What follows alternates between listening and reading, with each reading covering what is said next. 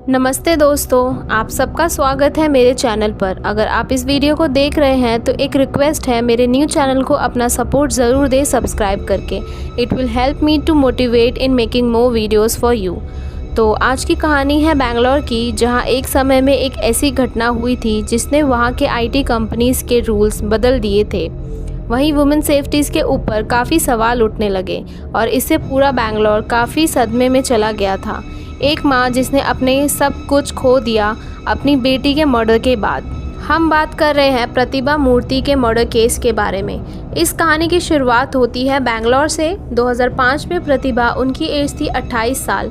ये एक multinational company HB global soft में जॉब करती थी और प्रतिभा वहाँ नाइट शिफ्ट में थी और कंपनी की तरफ से कैब प्रोवाइडेड किया जाता था। तो रोज़ के रूटीन के हिसाब से प्रतिभा कैब से ही ऑफिस आया जाया करती थी। इनके घर में सिर्फ उनकी माँ थी। इनके अलावा इनके घर में कोई नहीं था, ना पिता थे ना ही कोई भाई बहन, क्योंकि बचपन में ही उनके पिता की डेथ हो गई थी और माँ ने अकेले ही प्रतिभा को पाला पोसा था और उससे पढ़ा लिखा के एक अच्छी कंपनी में जॉब करने लायक बनाया। प्रतिभा मैरिड थी। उनके हस्बैंड का नाम पवन शेट्टी था। ये एक लव मैरिज थी। सब कुछ सही चल रहा था, ज़िंदगी भी एकदम सही चल रही थी। फिर समय आता है 13 दिसंबर 2005 का। रोज़ की तरह प्रतिभा अपनी नाइट शिफ्ट की जॉब के लिए जाती है और कंपनी की तरफ से अलग अलग ड्राइवर्स प्रोवाइड किए जाते थे और उन सब को प्रतिभा अच्छे से जानती भी थी। घर से ऑफिस पहुंचने में 30 से 35 मिनट का टाइम ही लगता था और ऑफिस पहुंचते ही प्रतिभा अपनी माँ को टेक्स्ट मैसेज किया करती थी कि माँ, मैं ऑफिस पहुंच गई। और ये मैसेज देखने के बाद ही उनकी माँ रात को सोया करती थी। लेकिन 13 दिसंबर की रात को मैसेज आने से पहले ही उनकी माँ की आंख लग जाती है और वो सो जाती हैं। लेकिन जब सुबह उठती हैं और फ़ोन चेक करती हैं तो उसमें बेटी का कोई मैसेज नहीं आया था। फिर उन्होंने प्रतिभा को कॉल किया लेकिन फ़ोन स्विच ऑफ था। फिर वो अपने दामाद को कॉल करती हैं। उन्होंने बोला प्रतिभा रात में ही ऑफिस के लिए निकल गई थी, शायद काम में बिज़ी होगी, फ़ोन बंद कर लिया होगा। लेकिन कुछ घंटे वेट करने के बाद प्रतिभा की मां ने ऑफिस में कॉल कर दिया और अपनी बेटी से बात करवाने के लिए कहा। लेकिन वो लोग बताते हैं कि प्रतिभा तो आज ऑफिस ही नहीं आई है। ये सुनने के बाद उनकी हालत ख़राब होने लगती है और वो जल्दी ही पुलिस स्टेशन पहुंचती हैं और मिसिंग कंप्लेंट लिखवाती हैं और पुलिस भी काफ़ी तेज़ी से एक्शन लेती है। प्रतिभा के ऑफिस पहुँचती है और वहाँ के सारे कैब ड्राइवर्स को बुलाती है और बारी बारी से पूछताछ शुरू कर देती है। उनको एक ड्राइवर मिलता है, वो ज़्यादातर प्रतिभा को पिक करता था और वो उस रात को भी प्रतिभा के घर गया था। लेकिन वहाँ जाकर पता चलता है कि प्रतिभा ऑलरेडी किसी और कैब ड्राइवर के साथ निकल चुकी है। ये काफ़ी शॉकिंग न्यूज़ थी पुलिस वालों के लिए और देखते देखते कंपनीज़ पर भी काफ़ी सवाल उठने लगते हैं कि वुमेन सेफ्टी के लिए कोई हार्ड रूल्स क्यों नहीं है। और ये सारी बातें मीडिया में भी फैल जाती हैं। शहर के सारे न्यूज़ चैनल में प्रतिभा के मिसिंग की न्यूज़ चलने लगती है। इससे बेंगलोर पुलिस के ऊपर काफ़ी प्रेशर बनता है और उसके बाद ये केस CBI को दे दिया जाता है। फिर वो लोग अपनी इन्वेस्टिगेशन शुरू करते हैं। ये लोग पहले प्रतिभा के सेलफ़ोन की कॉल हिस्ट्रीज़ और लोकेशंस निकालते हैं। इसमें सबसे last dial number Shiv Kumar का था।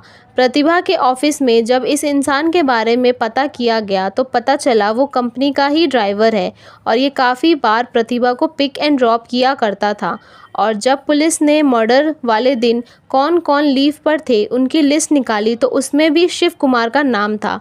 इससे पुलिस का शक इसी पर जाता है क्योंकि जब ये उस दिन लीव पर था तो ये प्रतिभा को 2 बजे क्यों पिक करने गया था। उसके बाद ऑफिस से उसकी सारी डिटेल्स निकाली जाती है और फिर वो उसको ढूंढने में लग जाती है।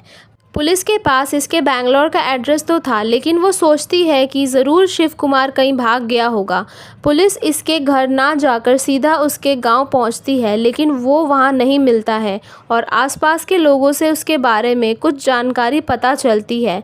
उसकी एक पत्नी थी जो प्रेग्नेंट थी और कुछ दिन पहले ही शिव कुमार से लड़ाई करके अपने मायके जा चुकी थी और शिव कुमार अकेले ही बैंगलोर में रहकर जॉब करता था।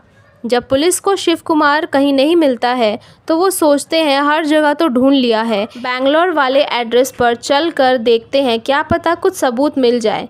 फिर 14 दिसंबर की शाम को उसके घर पहुंचते हैं और वहां जाकर जब उसका गेट नॉक किया, जैसे ही डोर ओपन हुआ पुलिस एकदम शॉक्ड हो गई थी क्योंकि गेट खुद शिव कुमार ने ही खोला था।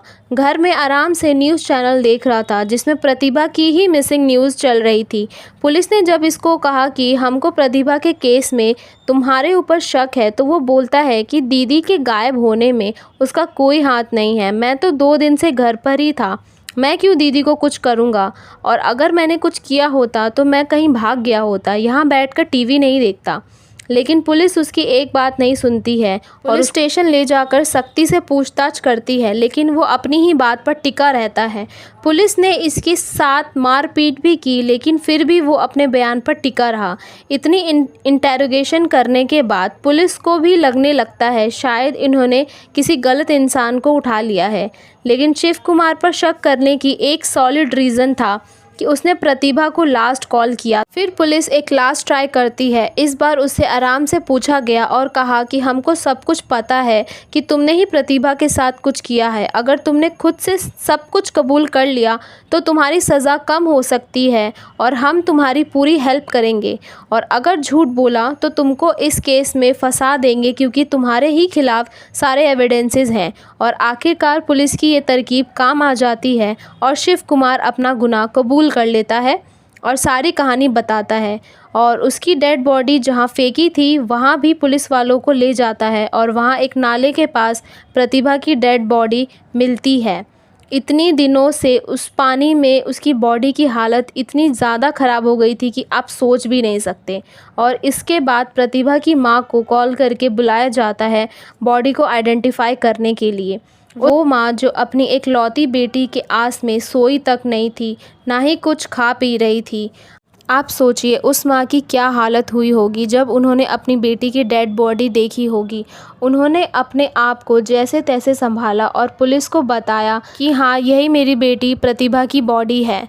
जब पोस्टमार्टम की रिपोर्ट सामने आई तो पता चला कि प्रतिभा के साथ काफ़ी ज़ोर ज़बरदस्ती की गई है और उसके गर्दन पर किसी तेज़ चीज़ से वार किया गया है और उससे हैवी ब्लीडिंग की वजह से उसकी डेथ हुई है। ये खबर बाहर आते ही मीडिया में तहलका मच गया था और देश के लोग मर्डरर को फांसी की सज़ा देने की मांग करने लगे। और ये सब देखकर पुलिस शिव कुमार से बाकी की इन्वेस्टिगेशन करती है और आगे वो बताता है 13 दिसंबर की रात 2 बजे के आसपास कंपनी की कार लेकर प्रतिभा के घर गया। फिर प्रतिभा को कॉल करके बाहर बुलाता है और उस दिन प्रतिभा को दूसरे कैब ड्राइवर के साथ जाना था, लेकिन उस दिन उसने अचानक से शिव कुमार को देखकर वो बोलती है, भैया आप आज यहाँ क्यों आए हो? शिव कुमार ने बोला, दीदी आज दूसरे कैब ड्राइवर की छुट्टी है, उसके जगह मैं आया हूँ आपको ड्रॉप करने। इसके बाद प्रतिभा कार के फ्रंट सीट पर बैठ जाती है। फिर कुछ देर आगे चलते ही प्रतिभा की कुछ देर के लिए आंख लग जाती है और जब आंख खुली तो देखती है ये तो वो रास्ता नहीं है जहाँ से हम ऑफिस जाते हैं। फिर शिव कुमार बोलता है आज एक और कैब ड्राइवर ऑफ पर है और एक और एम्प्लॉय को भी पिक करना है। फिर प्रतिभा आराम से बैठ जाती है। कुछ देर चलने के बाद सुनसन्नाटे रास्ते पर शिव कुमार कार को रोक देता है और चाकू निकालकर प्रतिभा के पेट पर रख कर बोलता है, चिल्लाना मत वरना बहुत बुरा होगा। उसके बाद वो प्रतिभा के साथ ज़ोर ज़बरदस्ती करने की कोशिश करता है। इतने में ही बैंगलोर की पीसीआर कार के पास से गुजरने लगी। ये देखकर प्रतिभा के जान में जान आती है, लेकिन कार के सारे विंडोज़ ऊपर थे और शिव कुमार बोलता है चिल्लाने की कोशिश मत करना वरना ये चाकू तुम्हारे शरीर के आर पार हो जाएगा पुलिस के आने तक। और वो पीसीआर भी उस कार को देखकर नहीं रुकती है और वो चली जाती है, बल्कि उनको रुकना चाहिए था। एटलीस्ट रुककर पूछताछ करते कि इतनी रात को सुनसनाटे रास्ते पर कार क्यों पार्क की है। खैर इधर प्रतिभा खूब रोती है और बोलती है कि मुझे छोड़ दो, लेकिन शिव कुमार ने उसकी एक नहीं सुनी और चाकू की नोक पर उसके साथ गलत काम किया और फिर वो चाकू उसके गले पर चला देता है और उसकी मौत हो जाती है। उसके बाद वहीं पास के नाले में उसकी डेड बॉडी को फेंक देता है और आराम से अपने घर चला जाता है और सुबह उठकर प्रतिभा की मिसिंग न्यूज़ देखने लगता है। ये सब जानने के बाद पुलिस ने उससे इस मर्डर की वजह पूछी तो उसने बताया करीब 10 दिन पहले उसकी बीवी उससे झगड़ा करके अपने मायके चली गई थी। उससे दूर होने के बाद उसके मन में गलत ख्याल आने लगे थे और इसने 12 दिसंबर को मन बना लिया कि ये किसी के साथ दुष्कर्म करेगा। इसने उस दिन ऑफिस के बाकी लड़कियों को भी कॉल किया था अपने झांसे में फंसाने के लिए, लेकिन यहाँ कोई बात नहीं बनती है। फिर इसको प्रतिभा का ख्याल आया। ये उसे अच्छे से जानता भी था और रिपोर्टर्स के हिसाब से ये पता चलता है कि ये प्रतिभा से वन साइडेड लव भी करता था। खैर ये अपना टारगेट उसी को चुनता है और 13 दिसंबर को ये कांड कर देता है। और ये करने के बाद वो कहीं भागता भी नहीं है, क्योंकि उसको पता था कि पुलिस को इसके खिलाफ़ कोई सबूत नहीं मिला है और अगर वो भागेगा तो पुलिस का शक इसी पर जाएगा। ये सारी चीज़ें सामने आने के बाद बेंगलोर के लोगों में गुस्सा था। लोग इससे फांसी देने की मांग करने लगते हैं। फिर पुलिस चार्जशीट रेडी करके कोर्ट में भेजती है। करीब 5 साल के बाद कोर्ट ने उसे उम्र कैद की सज़ा सुना दी। ये सज़ा सुनने के बाद वो सुप्रीम कोर्ट में जाता है और उसके बाद काफ़ी चीज़ें देखने के बाद सुप्रीम कोर्ट ने उम्र कैद की सज़ा को बदलकर 30 साल जेल में रहने की सज़ा सुनाई। उनका मानना था कि हर इंसान को सुधरने का मौका देना चाहिए और ये इसका फर्स्ट क्राइम था। शिव कुमार को इस वक्त 18 साल बीत चुके हैं। 2023 के हिसाब से ये 12 साल और जेल में काटेगा, फिर छूट जाएगा। I lost my only daughter. I lost my family is smashed. Huh? Let him come and see my house. How much pain I leading life. इस फैसले से प्रतिभा की मां खुश नहीं थी। उनके बुढ़ापे की एक सहारा थी। उन्होंने बताया कि एक भी ऐसा दिन नहीं है जिससे उनको अपनी बेटी की याद नहीं आई और प्रतिभा के पति ने दूसरी शादी करके अपना दूसरा घर बना लिया था। तो ये थी आज की दिल दहलाने वाली कहानी। आप लोग ऐसे ही कहानी सुनने के लिए मेरे चैनल को सपोर्ट ज़रूर करें और सब्सक्राइब कर दें। मैं मिलती हूँ आपको नई स्टोरीज़ के साथ।